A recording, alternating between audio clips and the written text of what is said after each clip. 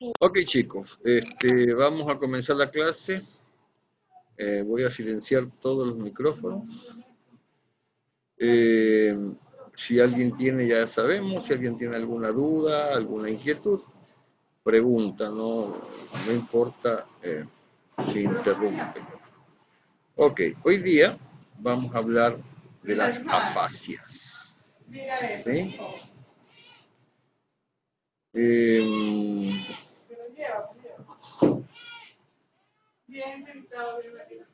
¿Se está compartiendo la pantalla? Sí. Ok, Sí, doctor. perfecto. Muy bien. Entonces, hoy vamos a hablar de las afasias. ¿Alguien me puede decir cuál es el requisito fundamental para que se produzca una afasia?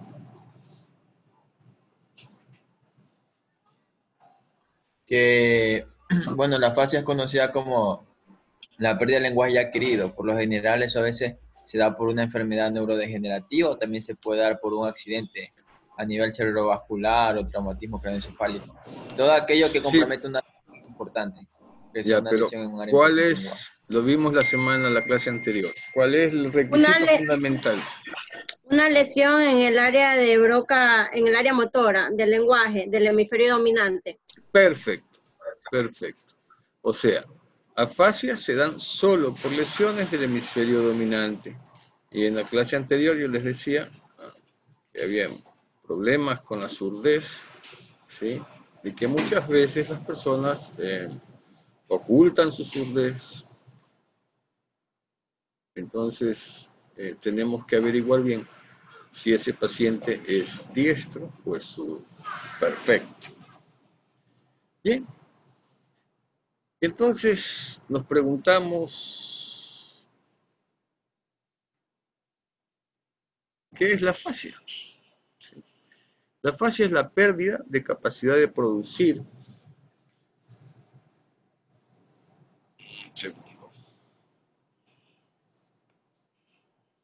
o comprender el lenguaje debido a lesiones en áreas cerebrales especializadas en estas funciones. O sea, la afasia es la incapacidad que tiene una persona para formar la palabra. Ojo, que no es para pronunciarla, no es sino para formar la palabra. Yo sé lo que quiero decir, pero no puedo formar las palabras. Y eso es lo que sería una Todo el mundo afasia. tiene cámara apagada. Por favor, apaguen los micrófonos porque están interrumpiendo la clase. Gracias. Entonces, la afasia es la pérdida de capacidad de producir o comprender el lenguaje debido a lesiones en áreas cerebrales especializadas, que serían las áreas del lenguaje, en el hemisferio dominante. Habíamos ya hablado que el lenguaje puede ser oral y escrito, ¿sí? Cuando hay una afasia motora o de Broca, ¿sí? La persona no puede hablar, no puede formar las palabras. Cuando hay una afasia sensitiva o de Wernicke, la persona no entiende lo que le estamos diciendo. Cuando hay una afasia mixta, quiere decir que la persona ni habla ni entiende. Y eso se llama afasia mixta o afasia global. ¿Se recuerdan que yo les hacía el ejemplo que estaba en la Plaza Roja de Pekín y que quería buscar un baño para ir a orinar y pasaba el primer chino que pasaba, le dije, oye chinito, ¿dónde hay un baño? ¿Sí? Y el chino no me entiende. Yo sé lo que quiero decirle, yo sé cuál es mi deseo, pero no soy capaz de formar las palabras para poderme expresar. Entonces sería una afasia motora o afasia de Broca. Y el chino me responde, taguaño, ¿no? Entonces yo no entiendo lo que el chino me dice y por lo tanto tendría una afasia sensitiva o de Wernicke. Y si tengo ambas, tendría una afasia mixta o global. ¿Está claro hasta aquí? ¿A alguien no le quedó claro?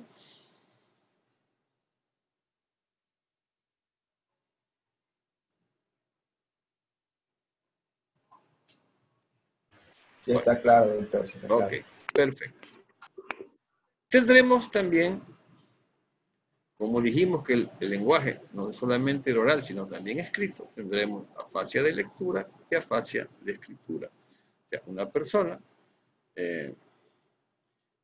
como hemos visto, los neurólogos con alguna frecuencia, un paciente después de una enfermedad cerebrovascular, un trauma de cráneo, o sea, cualquier cosa que lesione las áreas del lenguaje, se olvidó de leer, ya no puede leer, o se olvidó de escribir, tampoco puede escribir. Verán chicos, vamos a ver una serie de términos. En el fondo todas son afasias, sino que por cada alteración se le va a dar un nombre específico, ¿ya? Pero en el fondo es la pérdida de esa capacidad de hacer algo, que es lo que vamos a ver a continuación. Tenemos una afasia que se llama afasia de conducción, y la principal característica de esta afasia de conducción es la incapacidad para repetir. Yo le digo al paciente, repita, la casa blanca de la esquina es muy bonita, y el paciente no puede repetir. Me puede decir, la casa, esquina, bonita, ¿sí? Entonces a eso se lo conoce con el nombre de afasia de conducción. Tenemos, por ejemplo, la afasia anómica, ¿sí? O sea, el paciente no puede recordar el nombre de las cosas. Por ejemplo, esto se ve mucho en las demencias, ¿sí? El paciente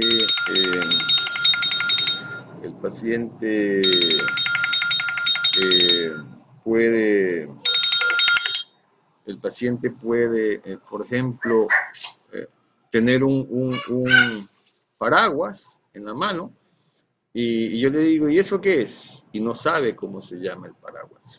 Él sabe que es un paraguas, sabe para qué sirve el paraguas, pero no sabe cómo se llama el paraguas. Y eso se lo conoce como afasia anómica, o sea, una imposibilidad para nombrar cosas.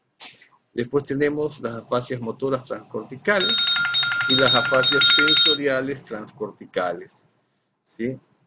Estas afasias motoras o sensoriales transcorticales son comunes en la demencia, especialmente en la demencia de tipo Alzheimer. Entonces, nosotros vamos a ver con mucha frecuencia en los pacientes con Alzheimer este tipo de afasias que se las conoce ya sea como afasias subcorticales y afasias transcorticales. Entonces, resumiendo, la afasia puede ser motora, puede ser sensitiva o puede ser mixta. Y siempre, siempre, siempre hay una lesión del hemisferio dominante. Cuando la lesión es del hemisferio no dominante, ¿qué vamos a tener? Anosognosia y negligencia. ¿Qué significa esto de anosognosia y negligencia? El paciente desconoce el lado enfermo. Yo tengo un paciente que es diestro y me hace un infarto cerebral del lóbulo derecho y me va a hacer una hemiplegia izquierda. Entonces yo, por ejemplo, le tapo los ojos. Un segundo, por favor. En este momento no puedo atender. Si me puede llamar en una hora, por favor, gracias. Yo le tapo los ojos, le cojo la mano sana, la mano derecha, se la pongo encima de la mano izquierda del paciente y le digo, ¿qué toca? Una mano, doctor. ¿Y esa mano de quién es? Suya, doctor. O sea, el paciente desconoce su lado enfermo. Y esto es lo que se llama anosognosia y negligencia. Una característica bastante frecuente de los pacientes que hacen anosognosia y negligencia, por ejemplo, es que al paciente le da el infarto en la noche mientras está durmiendo. Entonces se despierta y le dice al marido o a la mujer que está acostada al lado, sácame esa culebra, sácame esa culebra. Entonces resulta que la culebra es su propio brazo, por ejemplo. Porque el paciente desconoce la mitad lesionada de su cuerpo.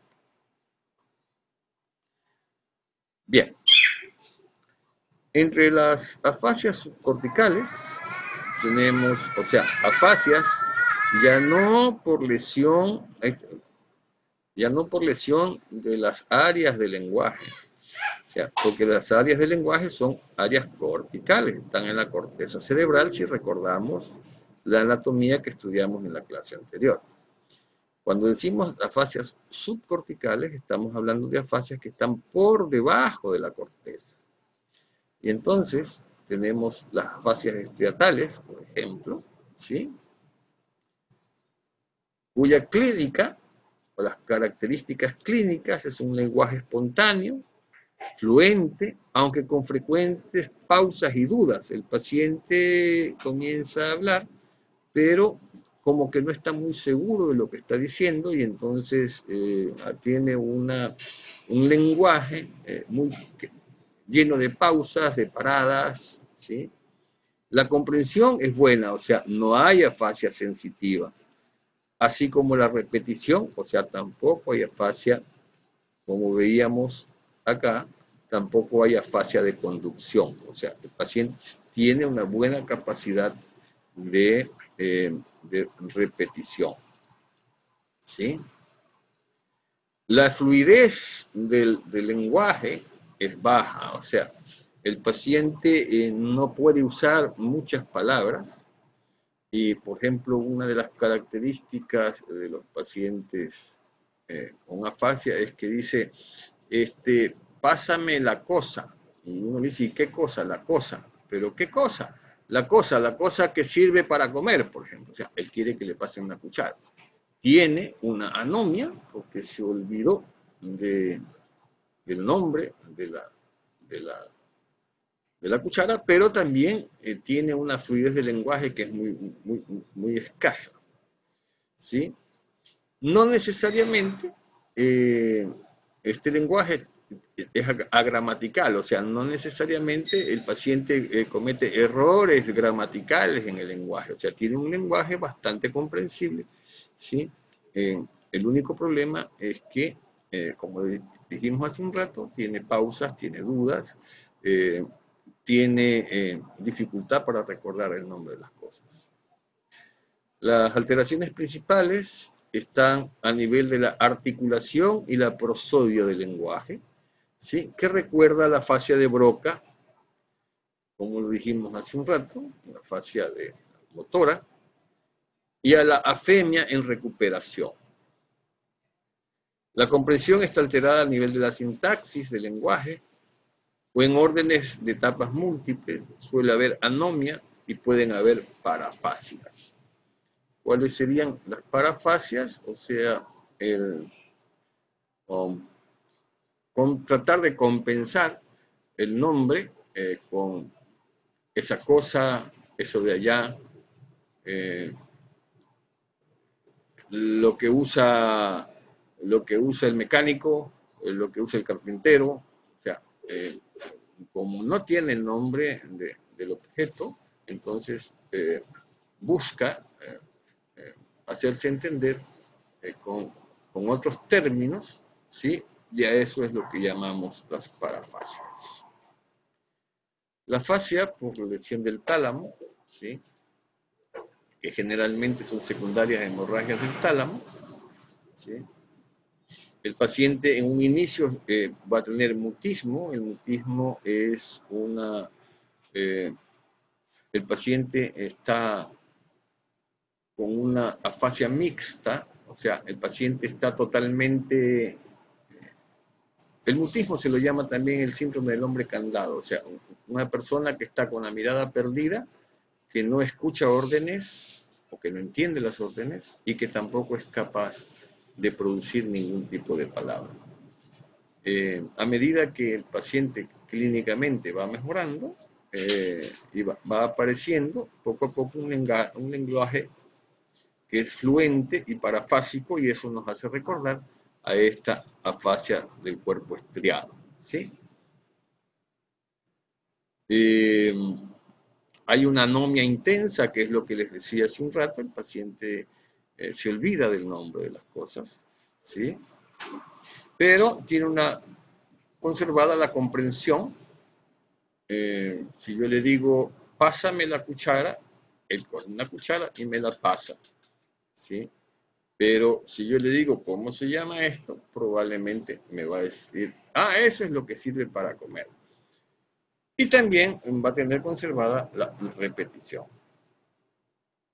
La repetición es mucho mejor que su lenguaje espontáneo. O sea, cuando yo le digo, repita conmigo, las olas del mar revientan en la playa, él lo va a repetir perfectamente, ¿sí? Pero en su lenguaje espontáneo va a tener dificultades para poder producir las palabras. La lectura y la escritura están alterados. El paciente, como decíamos hace un rato, no va a poder leer, no va a poder escribir, ¿sí? Si bien es cierto que en estos trastornos por lesiones del tálamo, cuya mayor frecuencia son las hemorragias, ¿sí? Suelen ser transitorios, o sea, con una buena terapia de lenguaje, ¿sí? Con un buen tratamiento médico, neurológico, el paciente va a ir recuperando su lenguaje. Por ejemplo, yo tengo un tratamiento que lo hago solo yo, que uso fármacos, un fármaco que es para la demencia y otro fármaco que es un estimulador, un regenerador de las neuronas que no está aceptado por la medicina basada en evidencia y lastimosamente los pacientes son pocos, no puedo publicar un trabajo al respecto porque son muy pocos pacientes y no se aceptaría ese como una publicación, pero en mi experiencia, mis pacientes que hacen ese tratamiento se recuperan muchísimo más rápido y tienen una mejor recuperación de que quienes no los hacen. ¿Sí? Hay una clara mejoría en días o semanas. La combinación del lenguaje fluente, incluso el paciente se puede volver logorreico. O sea, el logorreico significa que es un paciente que habla y habla y habla y habla. A medida que va mejorando, ¿sí? Comienza a mejorar su lenguaje y tiene un lenguaje que es logorreico, quiere decir que habla y que no puede dejar de hablar. Pero tiene muchas, en este lenguaje logorreico tiene muchas parafasias, o sea, le pone nombres a las cosas porque no puede nominar las cosas por su nombre. Hay una buena comprensión, o sea, si yo, no tiene una fascia sensitiva o fascia de Wernicke, porque si yo le doy una orden, el paciente me va a cumplir con la orden, por lo tanto, indicativo de que me comprende bien. Tiene una buena repetición que lo que ya hemos repetido hace un momento, y pues esta buena comprensión y esta buena repetición es una de las cosas que va a caracterizar a esta afasia talámica. Tenemos después la afasia cruzada. Se define como afasia cruzada que aparece en un sujeto diestro y con lesión del hemisferio derecho. Miren, nada en medicina es absoluto, ¿sí? Habíamos repetido que para que haya afasia tiene que haber una lesión del hemisferio dominante. Aquí tenemos la afasia cruzada, que es muy rara, un sujeto diestro con lesión del hemisferio derecho. ¿Cuál es el hemisferio dominante del sujeto diestro? Es el izquierdo. Pero resulta que tenemos una lesión del hemisferio no dominante y este paciente tiene otra afasia que la conocemos como afasia cruzada. Se estima que entre el 1 y el 5% de la población diestra puede tener una afasia por lesión del hemisferio derecho. En los estudios de dominancia cerebral y lateralización del lenguaje realizados con amital sódico, ¿qué es el amital sódico? Es un anestésico. Entonces, por ejemplo, se le inyecta a través de la arteria carótida, se le inyecta ese anestésico a un hemisferio cerebral y por lo tanto ese hemisferio cerebral se queda inactivo, se queda anestesiado. Se ha encontrado que el 96% de los sujetos diestros tienen el lenguaje representado en el hemisferio izquierdo, que es lo que hemos venido diciendo. O sea, el 96% de los pacientes tienen el lenguaje representado el 96% de los pacientes derechos tienen el lenguaje representado en el hemisferio izquierdo, el 96% de los pacientes zurdos tienen el lenguaje representado en el hemisferio derecho y en un 4% está representado en el otro hemisferio. ¿Sí? Haciendo un resumen, entonces, para no confundirnos. La gran mayoría, el 96% de las afasias son por lesión en el hemisferio dominante, pero en un 4%. Apaguen, alguien tiene el micrófono abierto, hay un perro ladrando. Pero en un 4% puede darse lo contrario, que el área del lenguaje principal esté en el hemisferio no dominante. Ahora, habría que considerar en este estudio si es que originalmente el paciente a lo mejor tenía como el hemisferio dominante del otro lado, pero desde pequeño lo comenzaron a estimular para que usara el hemisferio dominante como hemisferio dominante del control lateral, y podría ser esa una explicación. No tenemos una respuesta al respecto, pero podría ser una teoría. Por el contrario, en los sujetos con dominación no diestra, o sea, aquellos que son zurdos, el lenguaje está representado en un 70% en el hemisferio izquierdo y en un 15% en el derecho. ¿Sí? Y un 15% de estos pacientes tienen una representación bilateral. Este 15% con una representación bilateral, lo más probable y casi seguro es que ellos nacieron zurdos, pero desde chiquitos los educaron como diestros. Y por lo tanto, lograron desarrollar en ambos lóbulos cerebrales como lóbulos dominantes. También se han descrito afasias tras la lesión del tálamo derecho, lo que sugiere que la dominancia del hemisferio derecho para el lenguaje en sujetos zurdos puede extenderse incluso al nivel del tálamo.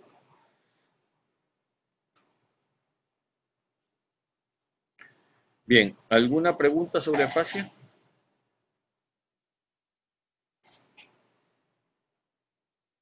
¿Está claro las afasias? Sí, doctor. No hay ninguna pregunta. Bien. Vamos a hablar de... Verán que estos términos, chicos, tienen que conocérselos de memoria ustedes, ¿eh? Porque esta es la base de su trabajo. ¿Sí? Sobre esto es lo que ustedes trabajarán el resto de su vida. Tenemos un término que se llama estereognosia. Se refiere al reconocimiento de los objetos solo por el tacto. Como vemos en la foto, la paciente tiene los ojos tapados, no puede ver, y yo le doy un objeto y ella con el tacto tiene que reconocer ese objeto. Lógicamente, le voy a dar un objeto común, no le voy a dar una cosa rara. Si yo le doy a un campesino un pendrive y le pregunto qué es eso, probablemente no lo va a reconocer. Pero, por ejemplo, se usan cosas sencillas de uso común. Esta es una de las cosas que más se usa, que es un reloj de pulsera, ¿sí? Y si el paciente es incapaz de reconocer el objeto con el tacto, se dice que tiene una estereognosia. Como les decía al principio de la clase, en el fondo, todas son afasias. Esta sería una afasia para reconocer los objetos con el tacto, pero se llama estereognosia. Grafoestesia. ¿Qué es la grafoestesia? El reconocimiento de figuras geométricas, números o letras dibujadas en la piel. Siempre con el paciente con los ojos cerrados. Normalmente yo lo que siempre les hago es rayitas y bolitas, y el paciente me tiene que identificar si lo que yo le estoy dibujando con mi dedo en su piel es una raya o un círculo. ¿Sí? Entonces, ojos cerrados, y él me tiene que decir, yo le hago una raya, él me tiene que decir raya, si hago un círculo, me tiene que decir círculo. Es importante que cuando hacemos estos tipos de exámenes no le demos ayuda al paciente. O sea, no lo prevengamos sobre lo que estamos. O sea, le explicamos qué le vamos a hacer, pero decir, oye, ¿qué sintió? ¿Raya o círculo? No. O sea, si siente que lo toco, sí. ¿Qué sintió? Tiene que ser una raya o un círculo. Tenemos otro término, ¿sí?, que se llama agnosia, ¿no?, que es la incapacidad para identificar un objeto mediante un sentido o varios. O sea, puede ser la visión, puede ser la audición, ¿sí? Y si regresamos acá, es como esto. Esto era para el tacto, ¿sí?, estereognosia. Y la agnosia es para cualquier sentido, ¿sí? Y las agnosias pueden ser visuales, auditivas, táctiles, gustativas, olfatorias, ¿sí?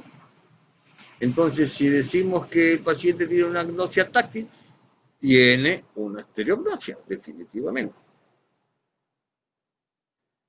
Entonces, tenemos la agnosia visual. El paciente es incapaz de reconocer un objeto con la visión.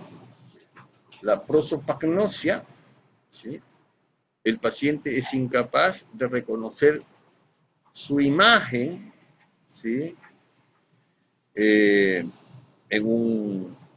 o el reflejo de su imagen, ya sea un espejo, en un vidrio, ¿sí? O también la incapacidad para reconocer inclusive a rostros familiares, ¿sí? Yo tengo una paciente aquí en Manta que tiene una demencia, tipo Alzheimer. En su casa tienen todos los vidrios y los espejos tapados, porque cuando ella ve su reflejo, ella dice que la del reflejo es la amante del marido y entonces rompe vidrios, rompe ventanas, rompe espejos, etcétera, etcétera. Tenemos la agnosia cromática, que es la incapacidad para identificar los colores. La simultagnosia, que es la incapacidad para reconocer dos estímulos dados al mismo tiempo. O sea, si yo le hago dos líneas en los antebrazos, el paciente no puede reconocer los dos, me puede reconocer uno. La cinetoagnosia, que es la incapacidad para reconocer los movimientos. Después tenemos la alexia, o agnosia para las palabras. La alexia es la pérdida parcial o total de la capacidad de leer por una lesión cerebral. Ya antes lo llamamos afasia de la lectura, ¿sí? Lógicamente, esta incapacidad de leer es cuando ya el paciente sabía leer. Ya, si el paciente nunca ha aprendido a leer, pues lógicamente que no va a saber leer ahora. Siempre consideramos que esta alexia, o sea, pérdida parcial de la capacidad de leer o afasia de la lectura, ¿sí?, se da en pacientes que sabían perfectamente leer y escribir y que de repente dejaron de hacerlo, no lo pueden hacer más. Generalmente esta alexia o afasia de lectura va acompañada de la pérdida de la escritura, a la cual se la conoce con el nombre de agrafia. Aunque la persona puede hablar y entender la lengua hablada, no puede ni leer ni escribir. Entonces, por lo tanto, lógicamente es un defecto adquirido por lesión de las áreas de lectura y escritura. Y repitiendo un poco el asunto de la prosopagnosia, que ya lo hablamos aquí, ¿sí?, también llamada ceguero de rostros, es un trastorno cognitivo y una forma de agnosia visual caracterizado por la incapacidad para reconocer rostros familiares, incluyendo el propio, que se llama autorreconocimiento, que es el caso de mi paciente que les contaba hace un momento.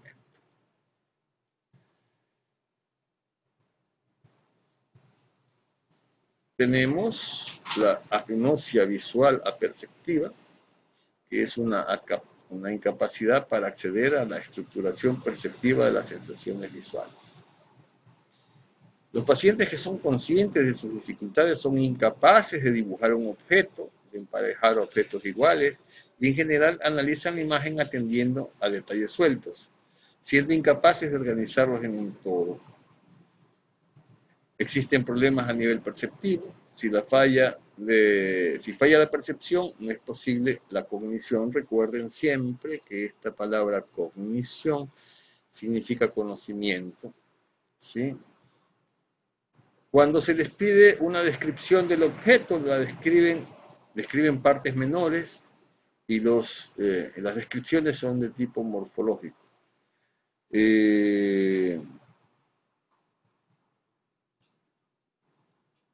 Por ejemplo, como dice aquí, si le pedimos que describa un paraguas, el paciente puede describir un bastón, ¿ya? Entonces, el paciente en esta agnosia visual aperceptiva tiene esa incapacidad para estructurar esa percepción visual, ¿sí? Este tipo de agnosia aparece normalmente por una lesión cerebral bilateral posterior. Es difícil que existan lesiones simétricas cerebrales, pero puede darse, y por lo tanto va a ser bastante rara este tipo de lesión.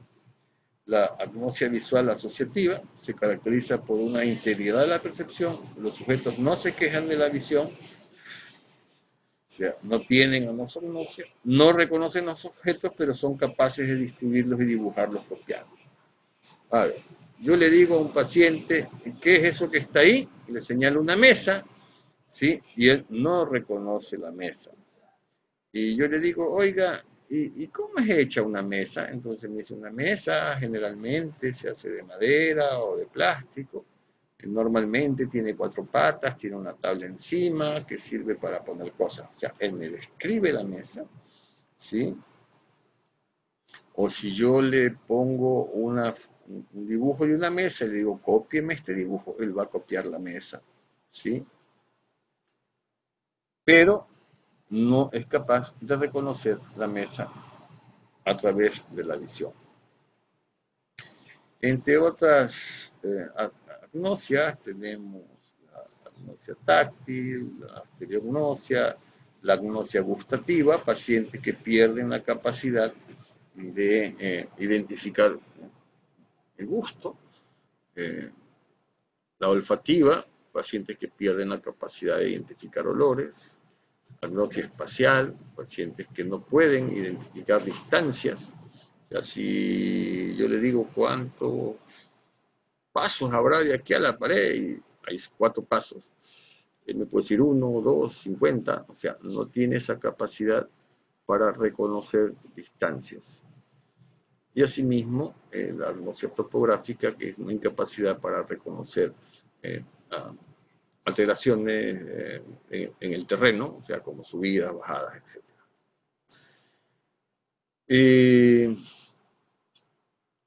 Cuando hablamos de agnosias corporales, entonces vamos a recordarnos siempre, ¿sí?, de esto, de la anosognosia y la negligencia, que generalmente se da por lesiones del hemisferio no dominante.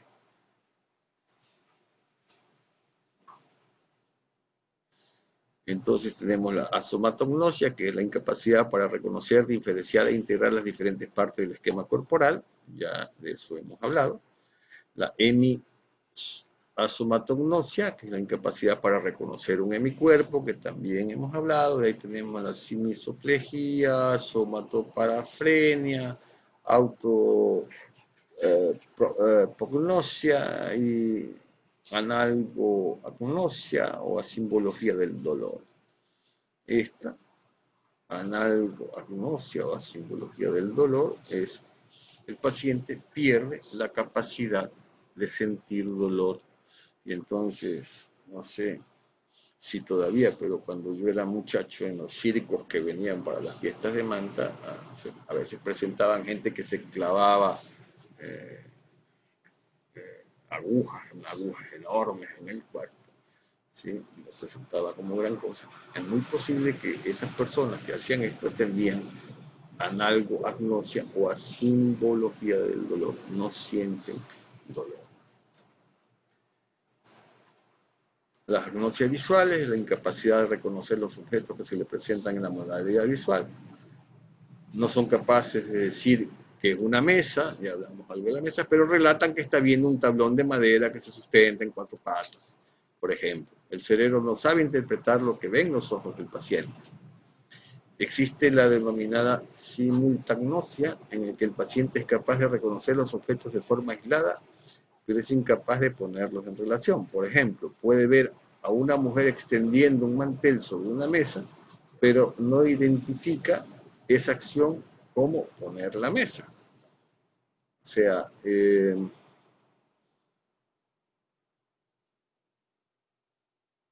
cambiemos un poquito el ejemplo de la mesa. Alguien que está tendiendo una cama, ¿sí? Que está poniendo la sábana encima del colchón, pero el paciente no identifica eso como que está tendiendo la cama, ¿sí? Sino que dice está poniendo un trapo encima de esa cosa plana que sirve para dormir. Las agnosias táctiles, que ya le dijimos que se llamaban estereognosias, incapacidad para reconocer objetos por el tacto, a pesar de no existir ningún déficit o anomalía sensoperceptiva. También agnosia táctil, estereognosia o asterognosia. Como ven ustedes, chicos, hay un montón de términos que se usan y en el fondo dicen lo mismo. O sea, en el fondo, en realidad, son incapacidades de hacer o de reconocer cosas que siempre las hemos conocido. Entonces, en el caso del lenguaje, la llamamos afasia, ¿sí? Y en los otros casos le dan nombres como agnosia, como etcétera, etcétera. Agnosias auditivas, la incapacidad para entender el lenguaje normal, ¿sí? Que sería el equivalente a una afasia sensitiva, exactamente una afasia sensitiva. Yo le digo al paciente levante la mano y él no me entiende, y le estoy hablando en el idioma, estoy hablando en español a un paciente ecuatoriano, que toda su vida habla español, ¿sí? O, por ejemplo, para reconocer una serie de sonidos como la música, eso se llama amusia sensorial. Aquí en Manaví hay un neurólogo que tiene amusia. Él en toda su vida jamás ha escuchado una canción, jamás ha escuchado una música. Y al principio, cuando no nos habíamos dado cuenta de eso y le decíamos, a ver, canta, oye, canta. Y cuando cantaba lo que hacía era repetir la letra, pero sin ningún ritmo, ¿sí? Y entonces después fue que nos dimos cuenta que él tenía esa amusia sensorial. Él nunca en su vida había escuchado una música, porque su cerebro tiene una lesión y tiene una agnosia auditiva. Las agnosias motoras, dificultad para recordar o memorizar esquemas motores. También se la conoce como apraxias. La apraxia es el olvidarse de hacer algo que hacemos todos los días, comúnmente, ¿sí? Yo le digo al paciente, ¿usted sabe manejar? Sí. ¿Y qué hace usted para manejar? Bueno, pues abro la puerta, me subo al carro, me pongo el cinturón de seguridad, enciendo el carro, aplasto el embrague, pongo primera, voy soltando el embrague poco a poco y voy acelerando. A ver, tome las llaves. A lo mejor ni siquiera sabe cómo usar la llave para abrir la puerta, ¿sí? Pero cuando está dentro del carro no sabe qué hacer porque se olvidó, ¿sí?, de cómo se hacen las cosas. Las agnosias corporales, que es la incapacidad para identificar o reconocer la totalidad del propio cuerpo, que ya es lo mismo que hemos hablado de somatognosia, hemisimatognosia, exacto, o autopagnosia, que es el caso de los que no reconocen su propia imagen en un espejo. Bien, aquí tenemos en este dibujo una paciente que tiene una agnosia visual. Ella no reconoce las llaves con la visión, pero tiene una buena estereognosia. Cuando coge las llaves en la mano, sabe que son llaves. En cambio, por ejemplo, en las demencias, el paciente tiene una agnosia visual y tiene estereognosia. No reconoce ni en forma visual ni en forma táctil el objeto. Eso nos podría ayudar a entender un poco el asunto. Bien, algo dijimos hace un momento sobre la praxia. La praxia es la incapacidad para ejecutar movimientos voluntarios aprendidos a pesar de tener el deseo y la capacidad física para realizar los movimientos.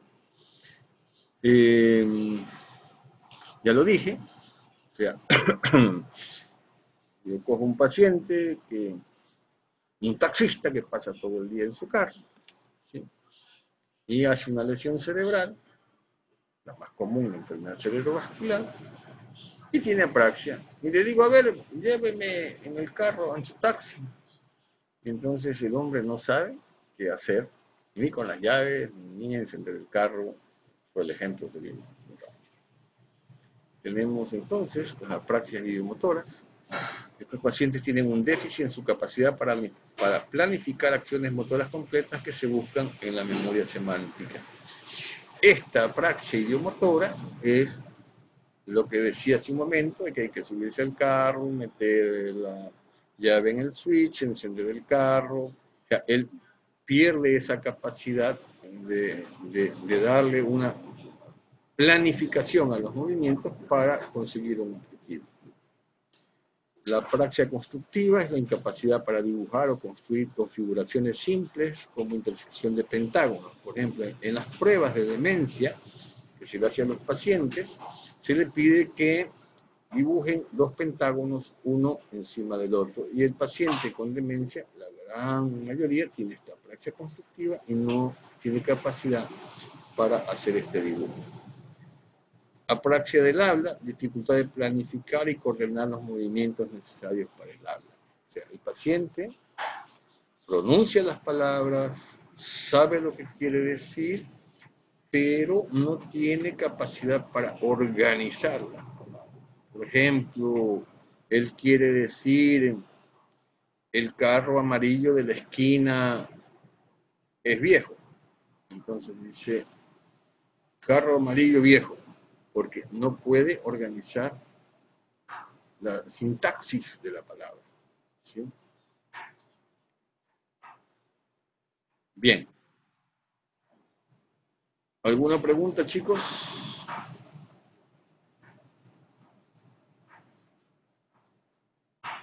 Hola. No, ninguna pregunta. No, Está doctor, claro, ninguna pregunta. profesor. Está claro, profesor. Muy buena clase. Gracias. ¿Alguna cosa que les haya quedado alguna duda, alguna inquietud? Ninguna.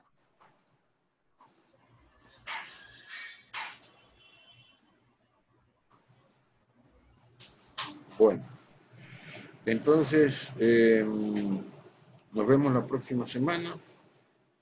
Me alegro que haya entendido y que esté todo claro. Buen fin de semana. Buen fin de Claro, semana. doctor.